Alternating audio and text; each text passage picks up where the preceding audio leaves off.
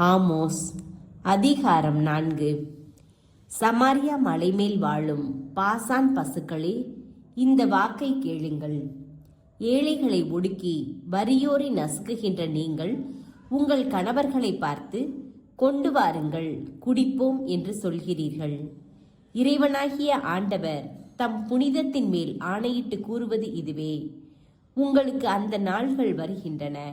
அப்பொழுது அவர்கள் உங்களை கொக்கிகளாலும் உங்களுள் எஞ்சியிருப்போரை தூண்டில்களாலும் இழுத்து கொண்டு போவார்கள். நீங்கள் ஒருவர் பின் ஒருவராய் அருகிலுள்ள கோட்டையின் பிளவு வழியாய் வெளியேற்றப்பட்டு அர்மோனை நோக்கி தள்ளப்படுவீர்கள் என்கிறார் ஆண்டவர். இஸ்ரேலின் பிடிவாதம். வாருங்கள், பெத்தேலுக்கு வந்து குற்றம் செய்யுங்கள், கில்காலுக்கு வந்து குற்றங்களை பெருக்குங்கள். நாள்தோறும் காலையில் உங்கள் பலிகளை கொண்டு வாருங்கள். 3 நாளைக்கு ஒரு முறை 10 பங்கையும் செலுத்துங்கள். புளித்த மாவின் அப்பத்தை கொண்டு வந்து நன்றி பலியாக படையுங்கள். நேர்ச்சைகளை செலுத்தி அவற்றை விளம்பரப்படுத்துங்கள். இஸ்ரேல் மக்களே, இப்படி செய்வதுதானே உங்கள் விருப்பம் என்கிறார் ஆண்டவர். உங்கள் நகர்களில் எல்லாம் உங்கள் பற்களுக்கு வேலை இல்லாமல் செய்தேன். நீங்கள் குடியிருக்கும் இடங்களில் எல்லாம் உணவு பற்றாக்குறையை உண்டாக்கினேன். ஆயினும் நீங்கள் என் பக்கம் திரும்பவில்லை என்கிறார் ஆண்டவர். நீங்கள் அறுவடை செய்ய 3 மாதம் இருந்த போதே உங்களுக்கு மழையை நிறுத்திவிட்டேன். ஓர் ஊரில் மழை பெய்ய செய்து அடுத்த ஊரில் வறட்சியை உண்டாக்கினேன். ஒரு வயலில் மழை பெய்ய செய்தேன், வேறொரு வயல் மழையின்றி காய்ந்து போயிற்று.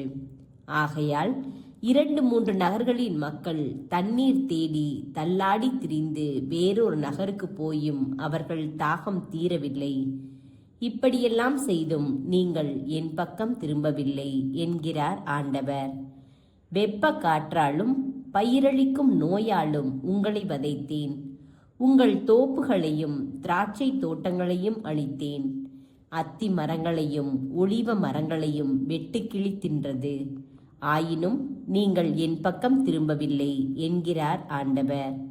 எகிப்தின் மீது அனுப்பிய கொள்ளை நோய் போன்ற கொடிய நோயை உங்கள் மீதும் அனுப்பினேன். உங்கள் இளைஞர்களை வாளால் வெட்டி வீழ்த்தினேன். உங்கள் குதிரைகளும் கொள்ளை போயின. உங்கள் பாளையங்களில் செத்தவர்களின் பிணநாற்றம் உங்கள் மூக்கில் ஏறும்படி செய்தேன். ஆயினும் நீங்கள் என் பக்கம் திரும்பவில்லை என்கிறார் ஆண்டவர். சோதோம் கொமோராவின் மக்களை கடவுள் அழித்தது போல உங்களுள் சிலரை அழித்தேன். நீங்களோ நெருப்பிலிருந்து இழுக்கப்பட்ட கொல்லிக்கட்டை போல் ஆனீர்கள். ஆயினும் நீங்கள் என் பக்கம் திரும்பவில்லை என்கிறார் ஆண்டவர். ஆகையால் இஸ்ரேலே, உனக்கும் இவ்வாறே செய்வேன்.